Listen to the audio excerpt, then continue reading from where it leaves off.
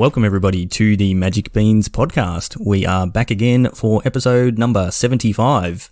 I'm your host tonight, and my name is Shorty, and I have just a couple of beans on the line. Tonight we have Cracker. How's it going, mate? Very well, thank you, buddy. That's the way. And we also have Chewy. How's it going, Chew? I'm awake. I'm good. I'm good. How are you guys? Good. So you've had a pretty busy week. You want to tell all the listeners out there what's happened in your world this week?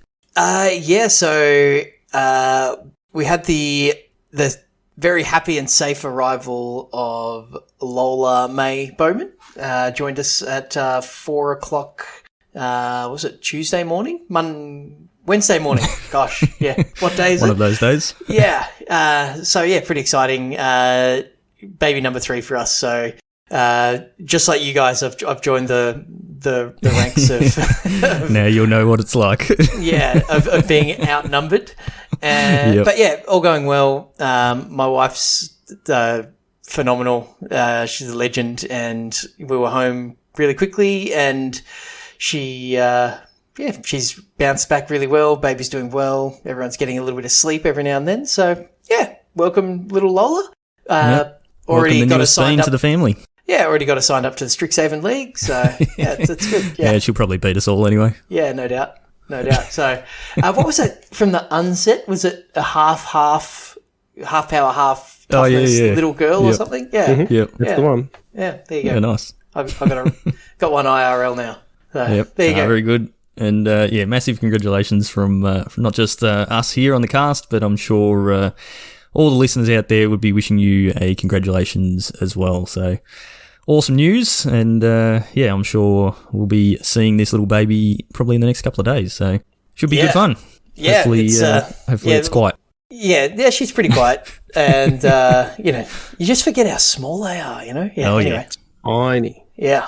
Cracker, I don't think you've ever had a tiny baby, have you? No, Lola's tiny. I saw her tonight, and okay. I was like, her head is only slightly larger than my hand. Yeah, it's crazy. It's crazy. And Cracker dropped off some brownies that his amazing wife cooked up for us, and some gifts. So it's excellent. So thank you very much to I'm sure your wife listens to this podcast religiously, Cracker. So, absolutely. So thanks, Amelia. It's great. Anyway, never listened once. Just flat refuses to. Yeah. Couldn't even get her to do it. Yeah, couldn't even get her to download it on her phone. I was like, I don't care if you don't listen. She's just like, no. So much support. It's a good thing, though. It's a good thing we get support from Josh and Pat's MTG Bazaar. Hey, you don't look get at it this. From anyone else. So. He hasn't lost it. No, very good. Yeah. So go on, Chewy. Tell us about our awesome sponsors. Well, I'm actually going to go and visit Pat. He lives in the same town or adjacent to the same town as my folks. They Josh and Pat's MTG Bazaar are a Facebook auction page. They put up like 100 cards every single night. Primo auctions on the weekends. They are full-time auctioneers. They've got the best sort of packaging and shipping going. And you can find them just by searching Josh and Pat's MTG Bazaar on Facebook, or I'm sure, as always, Shorty will have the link in the show notes. And just to show how awesome Josh and Pat's are, they've actually sent us a couple of pre-release packs, and we're doing a bit of a Twitter giveaway. So if you just go to @MagicBeansCast on Twitter, you'll be able to find us there. I think you've got it pinned there, Shorty, you mentioned. Yep, pinned post. Yeah, so just like it, retweet, and if you don't already, give us a follow. And we'll send out, I think we've got 2 to give away, pre-release packs. So we'll give away 2 packs. Probably next week sometime we might draw that. Excellent. So keep an eye out on that. And they were donated by Josh and Pat's to support the Beans. So just another way that they look after us. They look after us for our leagues and everything. So make sure you give them a follow, bid on some stuff, and tell them that the Beans sent you. Very good. So, speaking of things that Josh and Pat's support, not just our leagues, but also the one-day events that we run. So, you would have heard us talking over the last few casts about our one-day historic event. So, we've been running these pretty much in between each league as a bit of a way to sort of keep things going and keep a bit of momentum, but also give players a chance that don't want to commit to the league and playing over a few weeks. If they can find that spare Saturday, they can still get in, play one of our events, and earn those all-important invitational points. And we ran one this weekend, which I played in, Chewy, you played in, and Stu also played in. Cracker, you weren't there. No. So I think that means that you've got to ask the questions and tell us who won and all that sort of stuff. I can do that. So how was it, boys? I know Chewy had a massive day streaming. I did catch a bit of it. Yeah, Looked pretty good. Looked like a lot of fun. Yeah, it was. Nice. Streaming's always fun. Yeah, it was pretty cool to be able to see, just like in Discord, there were so many people like chatting away all the time and stuff, lots of people in calls and streaming into the thing. So well done, Beans community, for getting involved. Love to see it. But how did it go? Rolling Royce, dude. Yes. On fire. What is going on with that, man? Does he know how to lose? Apparently not. So J Mud, loyal listener, long-term listener of the Beans, and all-round awesome bloke, has been managing a table for us where he's tracking all the matches and giving us our breakers for the invitational standings. But part of that is we also end up with win-loss ratios and all that sort of thing. So what was Rolling Royce's win-loss over all the Beans events this year? Oh, it's like 90% or something. Yeah, isn't 90-something percent. He's like 19-2 over the year. Yeah. Unlucky that one of them was in the final, but oh well. So Rolling Royce and P-Jaw finished 1 and 2 on the standings for the historic event, and that was they were the finalists from the Kaldheim League. So obviously, both Group Cracker from the last group. Thank you very much. They both went like 10 so they went 10-1 in the last league or something like that. It was just insane. This guy just absolutely crushed it. Yeah, and so P-Jaw was on goblets and just drew the absolute. Like, I played against him in round 1. And drew like P-Jaw draws like. Oh, it was nuts. Yeah. Like he tried to mix it up by having 20 different art mountains or something, but just hit the absolute stones and killed me on turn 4 both games or something insane. Threw a Grafdigger's Cage and it was just like, what's the perfect cards you could possibly have in your hand, P-Jaw? Here they are. And Rolling Royce was playing Gruul in the historic event and he smashed me 5-0. That was my only loss for the day was to Rolling Royce. Yeah, so worth mentioning. Well done, Shorty. What did you play? So I ended up playing the Simic Turns deck, and that took me to a third place finish. So I was pretty happy with that. And we'll probably, I guess, have a bit of a chat about why we chose our decks and all that sort of stuff. But it was good fun. I had a lot of fun on the day. So me finishing in third place meant that I was eligible for a invitational point, but being that I am one of the Beans, my points passed down, and J-Mud does the old Stephen Bradbury yet again, finishes in fourth place, and gets that hand-me-down invitational point. So well done, J-Mud. You did go 4-1 as well. It wasn't you were a long way off or anything. It was just breakers, right? I think the only reason was my only loss was to the ultimate winner, and that's why I was above him in the in the standings. So yeah. But just circling back on a point that Shorty just made, Cracker, when did we make the decision to make Shorty a honorary beat? When did that happen? Wow. Right. Okay. Who's editing the cast tonight? Yeah, I was going to say, do you want to do all the stuff that Shorty It's been a fun ride, guys. Yeah, it's been good. 75 episodes in, we're done. Yeah, that's it. Mutually assured destruction, that is. So we had 22 people sign up, and I think we had like 18 different decks or something, right? So we ended up with... Really diverse. Yeah, two people on the Simic Turns deck, so myself and Benny R. His build was a little bit different to mine. Mine was a stock standard net deck, which I'll talk about later. We had two people on green red Gruul, and one of Rolling Royce Chewy and myself, Rolling Royce, and then we had Reese and Mr. Pogue on blue white control, and then every other deck was different. That's great. I was posting in the Discord as the deck lists were coming in, just going, what is going on? We've had like 12 deck list submissions. They're all different, and that just kept going and going and going. And yeah, it's historic is a crazy place at the moment. Yeah, well, worth noting for those listening in the future, this was week 1. So the Strixhaven cards have been out on Arena for basically a week. Yeah. And so there was some considerations about wild cards, but nobody knew sort of what was good. It was really that Wild West, and it's really fun when you get, that week 1 of tournaments like that where kind of anything goes. There's no, bad guy, best deck to target. Everyone's kind of figuring out what's going on. And so that's what we had. How did you land on playing Gruul then, Chew? Because nothing felt good. What was your testing process? Emissary feels good. There's a bunch of Burning Tree Emissary into Stomp U. That was pretty exciting. But I had a look at what, decks I could afford wildcard wise, and it wasn't many. A lot of with all of the Mystical Archive cards being rares and rare wildcards on Arena being a pretty precious commodity. Rare? a rare commodity. I didn't want to say it. So it did limit what I had. So my historic deck of choice in the past has been the mono brown deck with the mana ramp, all of the colorless rocks into Ugins and Karn wishboards and things like that. And I played that deck a bit and I lost a lot. Then I went, maybe I'll try cycling, and I lost a lot more. And then I went, maybe I'll just play Gruul, and at least I'm then being, proactive. And and look, Gruul and cycling aren't dissimilar in that, they're doing a thing and they're trying to do that one thing as best as they can. But Gruul has got a little bit more play with it, a little less one-dimensional than cycling.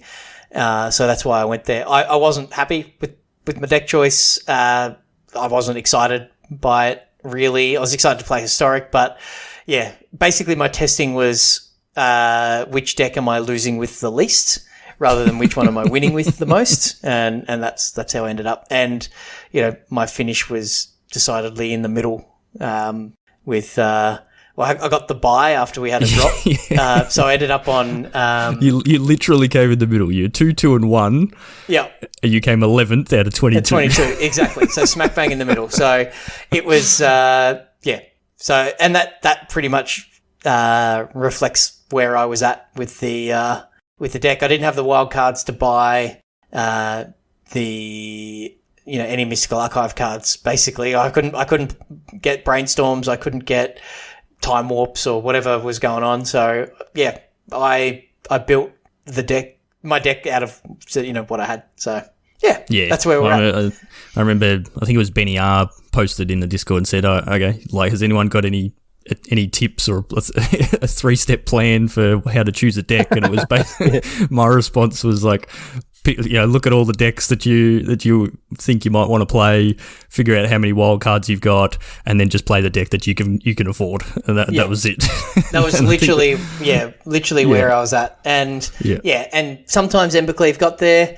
I forgot Lightning Helix was a card in Mystical Archive against Jeskai Control, and I got when you gave that was against J-Mud, wasn't it? You gave him the good game, the early good game. Yeah, I gave him the good game, then activated my Ramonap Ruins to deal 2 points at the last 2 points of damage. He was on 1, and then he helixed me in response, untapped, and then just won the game. So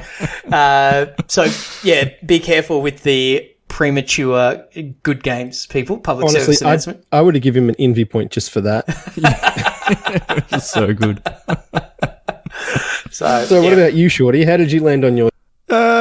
So I spent most of the week. I did a bit of testing. The deck I'd been playing the most in Historic was the Mono Black Godpharaoh's Gift deck, and I was kind of looking at that, going, okay, that might be a good option. We're expecting a lot of Grafdigger's Cages to be getting played, just with all the ultimatum decks and Coco decks and goblins and those sorts of things. Like Grafdigger's Cage is going to be pretty popular, and Godpharaoh's Gift doesn't really care about that so much. So I thought, that might be a good option. But then I came across a mono red Storm deck. Oh, the Bergie deck, right? Yeah. So you're playing Bergie. That looked awesome. You're playing Grinning Ignis and Hazaret's Monument. So you basically, once you have those three, you can infinitely draw and discard cards and create your Storm count until you find the card that you want, being a Grape Shot, and then you just Grape Shot your opponent. So it's mana neutral, right? That loop. No, so when you've got Hazaret's Monument, it makes your creatures cost one less. Mm-hmm. So your Grinning Ignis is a creature. It's a 2/2 that's 2 and a red, and you can pay a red to return it to your hand and add 2 and a red to your mana pool. So you get its mana cost back. Okay, gotcha. So then when you have Bergie, every red spell you cast, you get a red mana. So that Bergie and Grinning Ignis is just an infinite loop. You can just keep looping your Grinning Ignis, and Bergie gives you the red mana to pay for it to keep bringing it back to your hand. So that's your infinite Storm count there. The Hazaret's Monument says red creature spells you cast cost 1 less. So that means you are actually going up in colourless mana each turn, or each time you're casting them. But it also says when you cast a creature spell, you can discard a card and draw a card. Rummage. So that's how you actually churn through your deck, because you just discard a card, draw some, discard, draw, and so you generate Storm, you find the cards you want, and then you just kill them. So fun deck. I had a lot of fun playing it. I was playing it on the iPad, sitting on the couch in best of one, and I had a bunch of games where I would get to like a Storm count of 30, and I'm just churning through my deck trying to find my card, and it would just end my turn. That is the worst. And I would just give the opponent just the oops, and then they would have their turn, and then it would come back to my turn. It's like, okay, I'm going to try and do it again. I'm doing it again. And I just couldn't find, and then I'd run out of time again. And that was quite frustrating. So I don't know if that was just the iPad, maybe a little bit of lag or whatever, but yeah, that kind of put me off a little bit. And the deck was relying on having 2 creatures, like one being a 3/3, one being a 2/2, that are pretty easy to kill. So it kind of got disrupted fairly easily. So that was the deck I literally played that deck all week, and then the Friday night with the tournament on the Saturday, I did my usual, here's a new deck. I'll play this. Audible.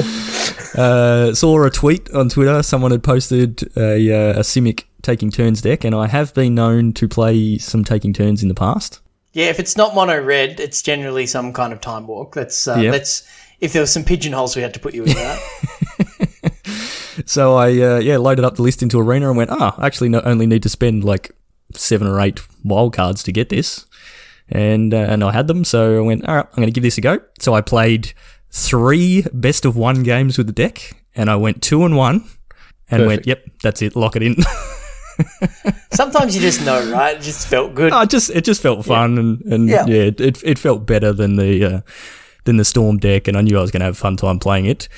The problem being that when we got to the tournament on the Saturday, I very quickly realised that my sideboard had 0 cards for aggro matchups, and oh boy, that was definitely a problem against Rolling Royce with his Gruul aggro deck. Yeah. Luckily, the rest of my matchups were all pretty good. I had pretty good sideboard tech for most of the other matchups. I think I played... Who did I play? It might have been the AV Cable was playing Cycling, maybe.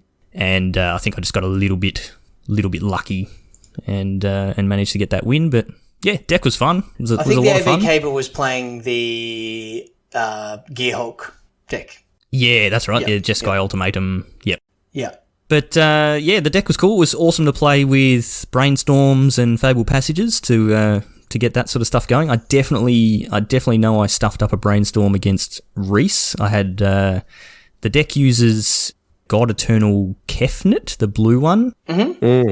That's 4 mana for a 4/5 flyer, but at the beginning of your upkeep you can reveal the card you draw, and if it's an instant or sorcery you can copy it and cast it. So you're getting extra time walks out of it. Yeah, so you copy it, and then you can cast the copy, but it costs 2 less. So a Time Warp that normally costs 5 only costs you 3, and then you've still got the Time Warp in your hand.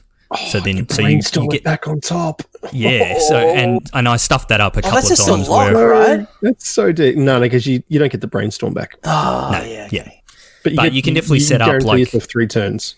Yeah, you can put, Kefnit's, not Kefnit, Elrond's Epiphany on the top of your library. You can put a Time Warp on top of your library, and then you reveal them to your Kefnit, and then, cast it cheap, and then you get your extra turn, then you cast the other copy you've got, and, you just chain so many turns together, and you basically just kill them with either Nissa lands or the 4/5 flyer, just bashing them in the air, or a Brazen Borrower. Like, you don't need much to kill them when you've got 5 turns in a row, and they're tapped out, so a lot of fun. But I must say, a card that massively impressed me was, I don't know, I've just completely blanked on the What's it do? the green. The green single Abundant green. Harvest. Hang on, now I gotta find Abundant Harvest. That's the one. So it's a card that's from. I knew it started with A. It's all I could think of was Adventurer's Impulse or something like that, which I don't even know if that's a card. It is. It's a 1 green mana. Like, I could see why you've thought of that one. Yeah. They're not dissimilar, but Abundant Yep. Harvest seems more like A lot better. a tainted pack. Yes. So Yeah. Abundant Harvest is a single green sorcery. Choose land or non-land. Reveal cards from the top of your library until you reveal a card of the chosen kind. Put that card into your hand. The rest on the bottom of your library. So this is a card from Modern Horizons 2. This card hasn't actually been released yet. So this is the first time anyone's seen it. And man, this card is just so good.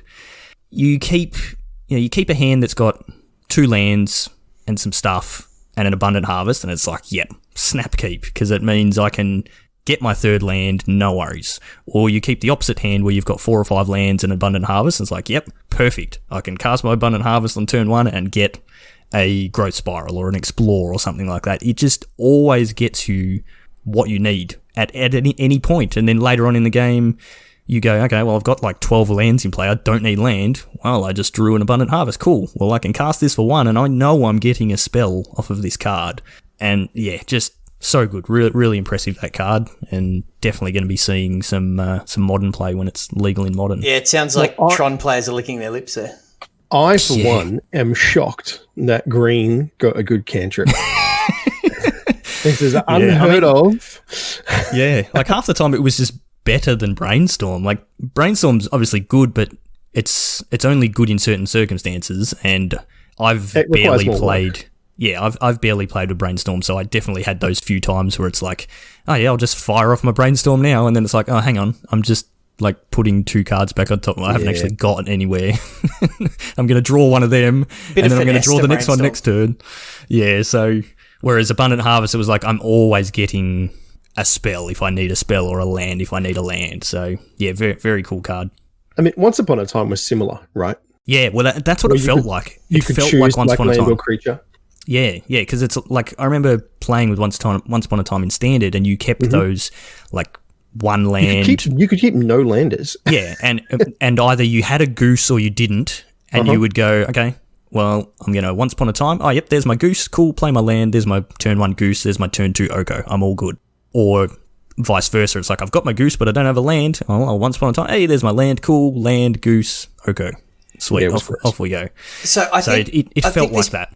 I think this is a good segue to a point that I wanted to bring up with Historic, and like Historic's grown up. It is graduated. It is Historic It's a big was boy format. Oh yeah. It was a thing to do with your cards when they rotated out of Standard. That's why the format was like. I remember when we did our formats discussion, like our Evergreen on formats, we were like, oh, and then there's this format called Historic, and we don't care about that. We're just not even going to talk about it. Well, we talked about it at the same time as Pioneer, because they basically came out within like a month of each other. Yeah. They're like, what is Historic? Like, this is just rubbish. Now- It's just Pioneer. Standard with one Now, extra set. Pioneer is just not it. Like, does anyone even play that? No, because it's very few No people. one. Yeah. Yeah. But Inverter got a lot of people offside in that format anyway. But with Historic though, it like in my testing and such, it's like I feel like I'm playing against Modern decks here. Like you can't just play your whatever Standard deck with an upgraded mana base like we all were at the start of the format. it's become. It felt like Modern. It felt like it 100% felt like Modern. Yep, yeah, totally. And if you're playing a deck that isn't a Modern deck, you're isn't on that broken level thing. It went from a fair format to a big boy format, and people were playing 80 card Urion decks and just wanting to dirtle around and play these big like Jund's Sacrifice was one of the top decks, and now it's like, why would you bother? Everything else is just so much bigger, and that because I was playing the Artifact deck, the format had left that deck behind so hard, and it was like I need to find something else, and some people are going to love that Historic is now busted. Some people are going to be pretty flat about it because they just want to be able to play their standard cards again. But yeah, it's gone from a fair format to a combo format, and it's going to be an adjustment for some people. I'm fine with it, but it's crazy that like one set release and not even any of the cards from that set really impact. No. It's all the Mystical Archive. Yeah, literally 20 cards that they introduced into the format, and it is completely different. And there was an event on the same weekend, and is it Nakamura, one with Rogues, and so Inquisition, Memory Lapse, and Brainstorm. Yeah, Memory Lapse with, when you're milling thing. It's just better than Counterspell, right? So there's it's gotten such a massive power boost from Mystical Archive. It's crazy, and there's going to be a bunch of people that are sad that they can't play their favorite deck anymore. But it's a real shift. We talk about formats being shaken up quite a lot. This is beyond shaking. This is like, when you go to the paint store and they put your paint in that thing. It's like, ooh, it's got to be clamped down tight, otherwise that's going everywhere. Oh yeah. So the best thing about it being like a big boy Modern format is the big boy prices that come with it. Oh man.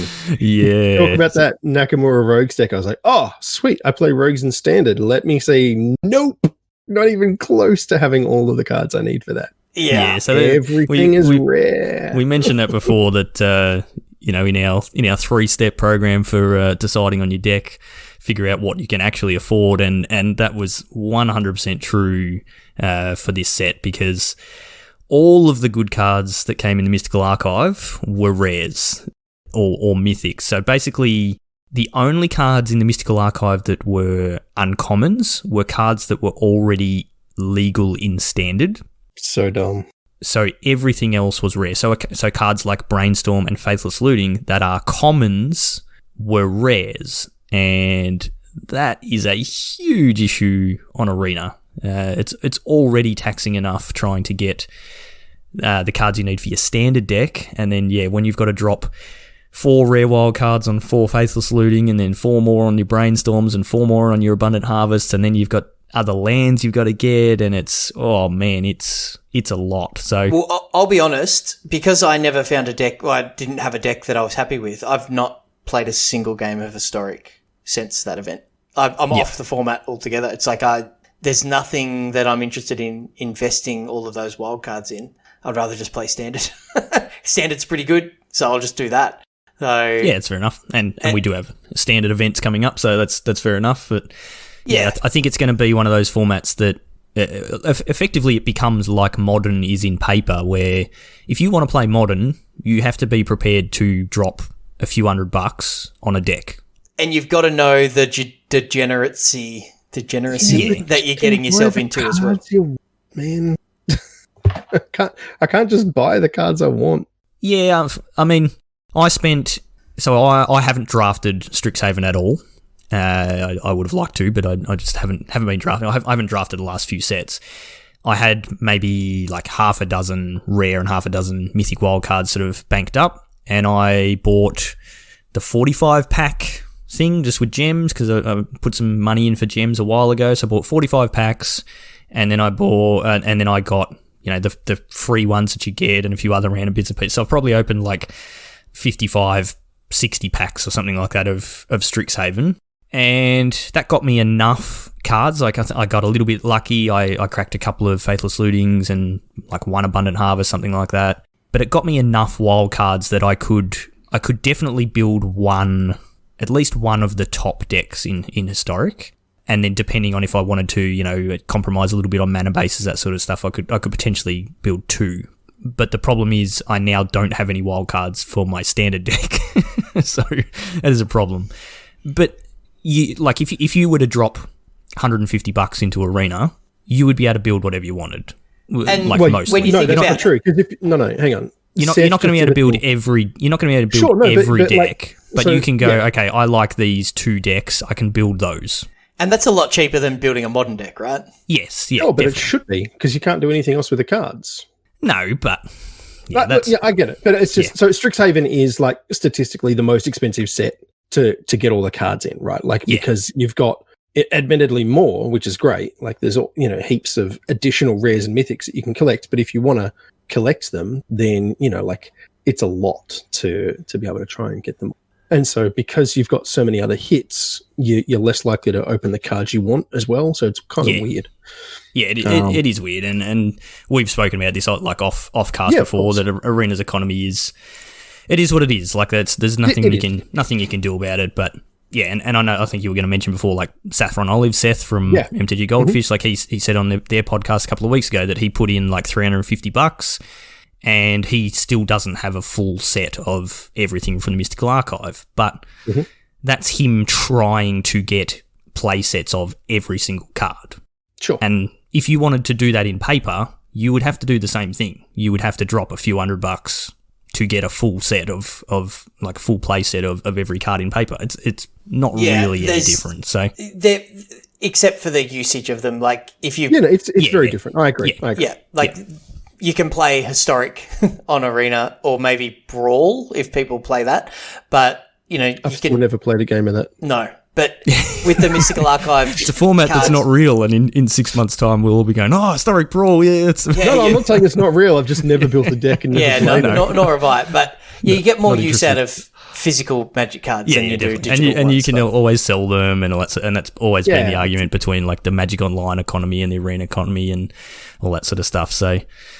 Yeah, anyway, Historic seems sweet, and I'm just jealous that I don't own all the cards. Is basically what it comes down to. Yeah, but I'm not going to spend $600 to get them either. So. No, and neither am I. Like, and we're just not that sort of player. We're not in the position to do that sort of thing. It is extremely frustrating that so many of those cards are rare, and I think that was pretty harsh. Yeah, I mean, make them uncommons or something, right? Like if you have to rare shift them, like taking, like you said, Brainstorm and Faithless Looting. Upshift them uncommon. Yeah. Okay, sure. I can go with that. Whatever. They're super powerful, but or even like at the end of the day, it's a business. Make a mythic, man. It's easier for me to get mythics. Yeah. At the end of the day, though, it's a business, and they will crunch the numbers. And I know they do. That's how they get the best value, right? So it's we're working in capitalism's real. I mean, it shouldn't be a zero-sum equation here where to have all the money. Yeah, I don't know. Anyway. Yeah, I mean, when they first announced Historic, you were meant to pay double wild cards to craft Historic cards. And then there was a huge backlash, obviously, from the community, and they were like, "Oh, okay, we'll roll that back." So, you imagine if you had to pay 2 rare wildcards to get 1 Faithless Looting, nobody would be playing Historic. I mean, I'd flip the table, but I play on my phone, so I just have to drop it on the couch, I guess. Yeah, exactly. But yeah. So we've talked a lot about that. I think everyone knows how where we stand on it. But Historic is very different. It's sweet, but it's not. If you haven't played Historic for the last month and you're like, I might dust off my Historic deck, make sure you know what you're in for, because it's a completely different environment than it previously was. It is much more modern than standard. And yes. To me, that is awesome, because Modern has been my favourite format for a long, long time, and we just haven't been able to play it for a long, long time, and now I have Historic that is pretty much the same as Modern and has a bunch of cards that Modern doesn't even have. So yeah, I'm a big fan of it now, and be looking forward to our next historic event. So Shorty, one quick question just on historic before we move off. Yep. Why no bin chickens? You've got Faceless Looting and Brainstorm. Why aren't you bin chickening people, man? I loaded up the list and it was like, you need to spend 19 rare wild cards and 16 mythics, and I had the cards for it, but it was like, oh, that is literally all of my wild cards. And I was listening to podcasts during the week, and a lot of people were saying it's just not quite there yet. It's still just missing like Manamorphos, or what everybody is saying they're waiting for is Thing in the Ice. The deck is missing that alternate threat that doesn't use the graveyard, and Thing in the Ice is so good. So I love that card. We should be seeing Thing in the Ice at some point, probably in the next year, when they eventually get back to Shadows over Innistrad remastered. And when that happens, oh yeah, I'll be pulling chickens out of the bin all the time. Sprite Dragon is not Thing in the Ice. No, is it? Sprite Dragon is good, but it's not the same. It's like, I'm just thinking, like, what alternatives do we have? And it's just like, everything is just not as good. Yeah, so you've got Sprite Dragon, you've got Stormwing Entity, you've got Young Peasy. They're basically the three alternates, and they're all good, but they're not as good. Terramander? Yeah, you can play Terramander. You can play Terramander? Yeah. Yeah, but yeah, still just not as good as having that turn 3 7/8 coming in to smash their face.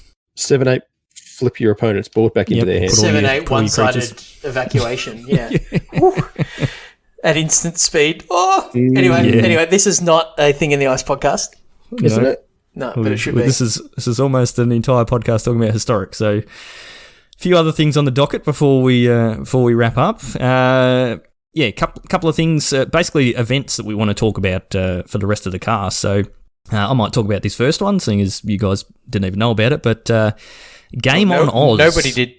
No, apparently, nobody knows about this, as we'll get to. Game on Oz is a gaming content community. They've got a website. They're on Twitter. They stream on Twitch. They do content for a bunch of different esports and different games and things like that. I don't know how long they've been around for. They seem to be growing and whatever, but they announced probably like a month ago or something like that, a tournament that they were putting on for people from our area, so Australia, New Zealand, but also like Singapore, Philippines, Malaysia, that sort of, whatever that area is called, Southeast Asian. That's APAC, maybe? It's not APAC, because doesn't APAC include like Japan and that sort of stuff? It does, yeah. Yeah, so not those countries. Southeast Asia is different from Asia Pacific. Yeah. Free to enter tournament, best of one Swiss rounds. So they've set the tournament up to be, they've said 7 rounds of best of one Swiss, and then they're going to cut to a top 8 and do best of 3, which is an interesting format for starters. But $500 in cash, so it's like $300 for first place, $150 for second, and $50 for third. Like that's some pretty good prizes, plus boosters and things like that as well. Planning on streaming the top 8 as well on their channel, twitch.tv/GameOnOz, AUS, which all sounds awesome. And it's I didn't mention, but it's actually this Saturday, the 1st of May, starts at 10:30 Melbourne time. And I've been paying a bit of attention to it, and for a long time there was like 2 people registered, and now there are 4 people registered. Oh, they've doubled their registration. That's gone off. Yeah, which is really good for the 4 people that are registered if the tournament goes ahead, because, well, 3 of them are getting cash. One of them's pretty not. Good EV. Yeah, so 2 of the people registered are from our Discord, one being Aragoth and one being Tankar, so good on them. But we were sort of chatting about this a little bit before the cast. Like, this is the sort of thing we would... it sounds like Wizards may be involved in providing prize support for this, which is awesome if that's the case. We really wish they would be doing this sort of thing with us, seeing as we've already got an awesome tournament series that we do. But even though it's not us, it's the sort of thing that we still want to promote, because it really should be supported. like we saw this with the mogul events that happened a couple of years ago and that sort of thing. Awesome, like cool prizes, all that sort of stuff. People played in them, but it didn't get enough traction and enough people playing it, and so it just died. Like they just stopped running them. And this is the sort of thing where it's like, okay, you've got this gaming content community that are running this thing, and when you only get 4 people registering, they're just not going to run it again. And so there's another avenue for people to play tournaments and win cash and stuff like that that's just never going to happen again. So if you're free this Saturday, go and register. I'll put the link in the show notes. The guys who are already registered are probably going to hate me for saying this because there goes all their really high EV. But yeah, definitely jump in and play. If it only ends up with 8 people, it's going to be a pretty short tournament. So get in and play, and just keep an eye out for this sort of stuff and try and support it. The problem with this is that, like, if Wizards are backing this, right, and it's a bit of an if, but and then no one turns up, it gives them the wrong impression that people in the region don't care. Yeah, exactly. And that they shouldn't do the support and things. And it's just like, well, that's clearly not true, because, I mean, we've got our league coming up. We have like 50 players people. In it. And it's just like, well, like, that's, like a decent sized thing that we've got going. And, there's obviously like a bunch of other people doing similar things. And it's just like it's good that they're spending some money maybe in supporting the community at some lower levels, but like, find the right places, guys, not just like a random organization that, they're not like Magic nerds. Right? Yeah. I agree with that 100%, but we should be supporting it for... 100% agree. I'm not saying like, oh, this is terrible because we're not getting the money. I'm just like, I want it to succeed so that Wizards don't get the wrong impression and think that no one cares. Yeah, and this is something that we've battled with in this region for some time. Like, Australia getting 1 Grand Prix or Magic Fest per year. And like, if you think about the geography, and like there's like population density and all the rest of it, but if you think about flying from Melbourne to Brisbane, right, however many, like 2,000 Ks or whatever that is, if you went 2,000 Ks across pretty much anywhere in the US, you'd be crossing multiple like premier events, Grand Prix and such, right? And don't even count Europe. That's like most of it. Exactly, right? Yeah, like it's 14 countries in Europe. Yeah. So it's always been a struggle to get Wizards' attention on that level for us here, and now we can actually do it. And there's always been challenges like, I can't get to the Brisbane Grand Prix because it's, our anniversary or something. No, that doesn't stop people going, does it, Chris? But, there's always challenges when you've got to travel so far. We can do this on a Saturday from the comfort of our own couch. Sitting on your couch, playing on your phone. On your phone, yeah. Look, it's my daughter's 2nd birthday, so I can't play, unfortunately, but I would otherwise. But I think I'll probably sign up, and I mean, if it ends up with 5 people because I sign up, well, it's going to be very quick. So yeah, like I can literally just play it on my phone and see what happens. And if I get too busy and I can't play it, well, I just drop out. But at least I sign up and show some sort of support. So it would be good to see more of these things. And if Wizards are supporting these things, get in contact with us, Wizards. We're more than happy to be involved in things. But as we talked about on our cast a couple of weeks ago, where we did a whole lot of whinging, there's not much of that going on at the moment with support with the content creators like ourselves. Yeah. Yep. It's a bit of a shame. Right. So there is another event coming up. Cracker, do you want to tell people about this one? We've spoken about these before. Oh, yeah. Strixhaven? Is that the one? The Arena Open. Arena Open? Yeah, absolutely. So we've got the it's another sealed one again. We're running it back, which we've done a little while ago.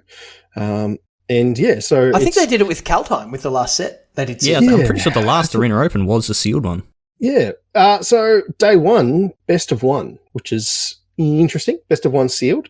And then if you crush it and you can make it to day 2, then it's sealed again with like a whole new pool and best of 3. So yeah, it should be fun. They're always good. You need to go like 7 wins or 3 losses. You can play best of 3 on day 1 if you want to. Yeah, you've got that option again. Right. But you've got to go 4-1. So I think it's a bit higher. Well, it's 4-0 you've got to go to actually get there. Yeah, as soon as you get one loss. Yeah. Sorry, I misread that. So it's a bit more forgiving to play best of 1. And so I think the majority of people will play that. And it's I'm excited by this actually. I wouldn't mind playing it. Yeah, so it's similar cost as last time, where it's like 22,500 gold or 4,500 gems to enter. You do get interesting. You get different card sleeves based on which one you're in. So you get a Rowan sleeve if you're playing the best of one, or a Will sleeve if you're playing the best of three.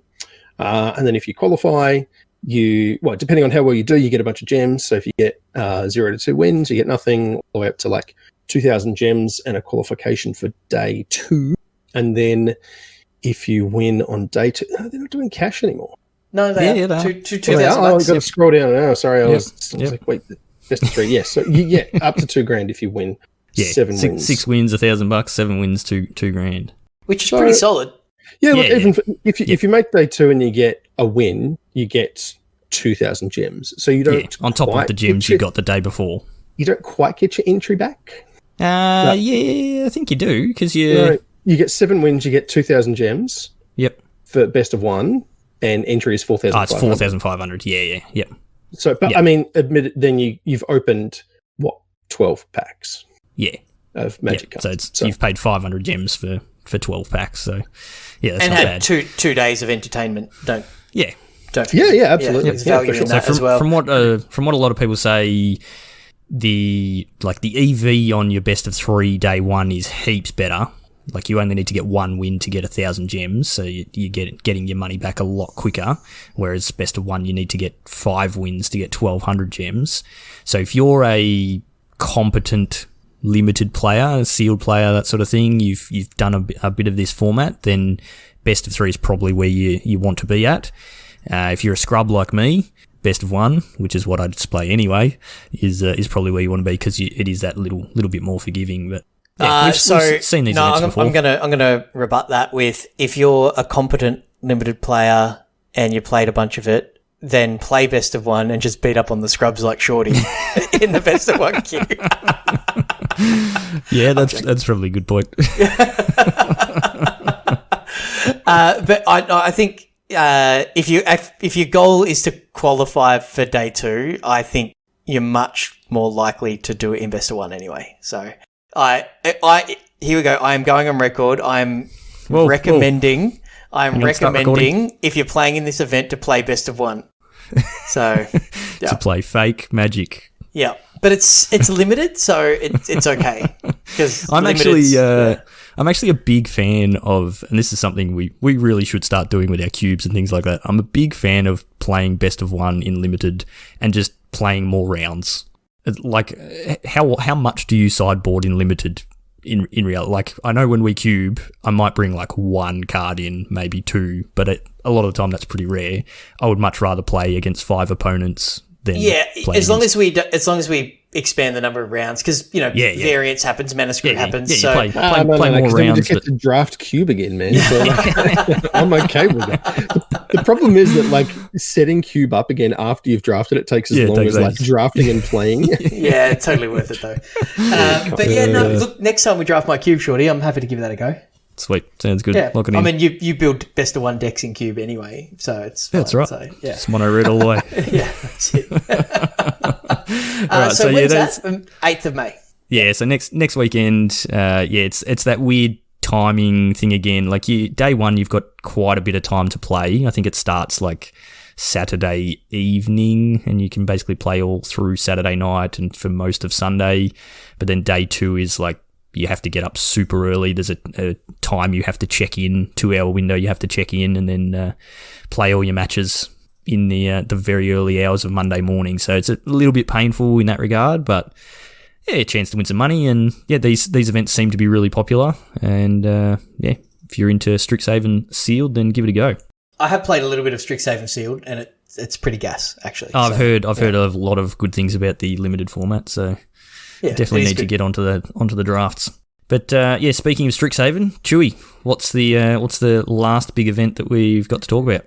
Well, kicking off tomorrow as we record this, so probably as you're listening to this, if you're not signed up yet, sign up for the Magic Beans at Strix. Oh, it's already closed. It's already closed. It's closed right okay. Now. Yep. Okay, it is closed. We're doing a stream tomorrow to announce the groups, though, but we've got in the ballpark of 50 players in our Strixhaven League, so this is all part of our tournament series, which I said at the top of the show is supported by Josh and Pat's MTG Bazaar. So 9 o'clock Friday the 30th of April, which is tomorrow, we'll be rummaging through the Teferis puzzle box and drawing everybody into their groups.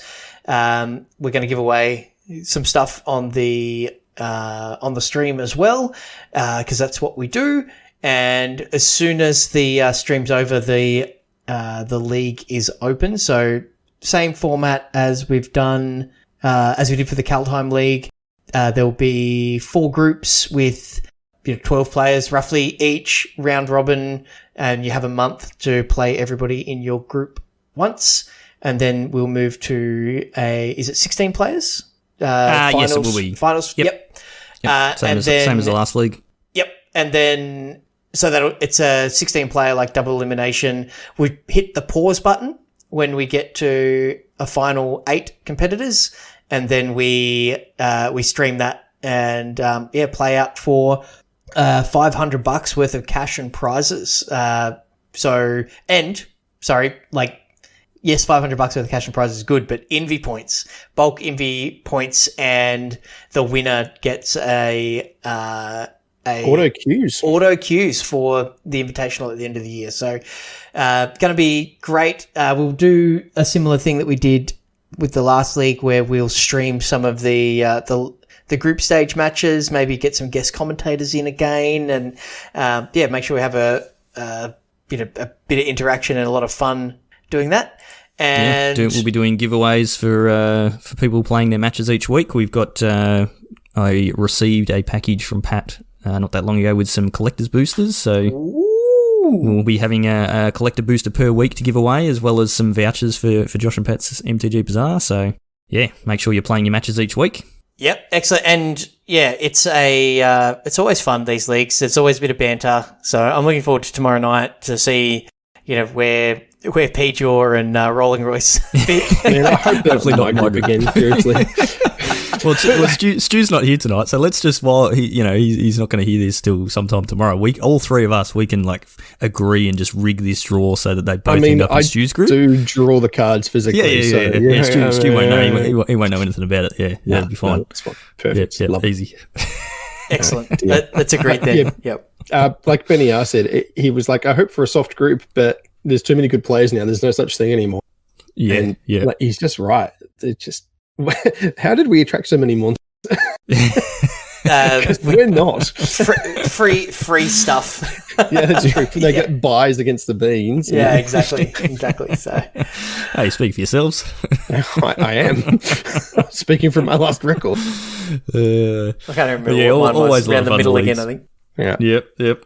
So yeah, that'll be tomorrow night, 9 o'clock. We'll kick that stream off. They're always good fun, and yeah, we do have another pre-release pack from Pat that we'll be giving away on the stream. So make sure you're there and you're watching and entering the giveaway, because we'll be giving that away tomorrow night, and then the league will kick off straight away. So we'll run through all of that on the stream tomorrow night. We'll run through the process. We'll get everybody sorted into their groups pretty quickly with the Strixhaven sorting hat.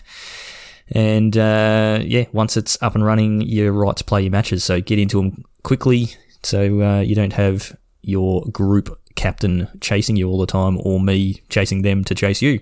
So I think that's going to do us for this cast. The last thing we want to just remind everybody of, which we mentioned at the start, is the Twitter giveaway. So we do have 2 pre-release packs from Strixhaven, thanks to Josh and Pat's MTG Bazaar again, that we're giving away on Twitter. Just go to Twitter, search for @MagicBeansCast, or just twitter.com/MagicBeansCast. The pinned post on there is the giveaway, so you've just got to like that tweet, retweet it, and be following us. And yeah, we'll draw that probably on stream next week when we're streaming some of our league matches. So get in on all that, because the more that our presence grows in those sorts of things, the bigger our events get, which means bigger events equals potentially more sponsors and bigger prizes. So works good for everybody. So yeah, get onto that. If you're listening to this and you're new, you don't know about our leagues and these sorts of events that we run, we've got a whole bunch of them. We've got a whole series of things we run this year, and the best place to get in on those is through our Discord. So there's always a link in the show notes for our Discord. It's an awesome community in there, heaps of really cool people, always a lot of chat going on. So jump to the Discord, and that way you'll know when our leagues and events are coming up. If you want to show us some support directly, you can pick up some sweet Magic Beans gear in our merch store, which again, the link is in the show notes. Don't forget to go and check out Josh and Pat's MTG Bazaar. As it's been mentioned multiple times on this cast tonight, they show us heaps of support. So go and join their Facebook group, just search them up and check out their daily auctions. You can find us on YouTube, Facebook, Twitch, and Twitter. All of those places, search for Magic Beans Cast or just Magic Beans Podcast or Magic Beans Cast. If you want to find me on Twitter, I am at Peace Inc. Chewy, you are? At Chewy MTG. Cracker? At Joel Hill _. Very good. So that's going to do us for tonight. Thank you for listening as always. Stay safe out there, and we will see you all next time.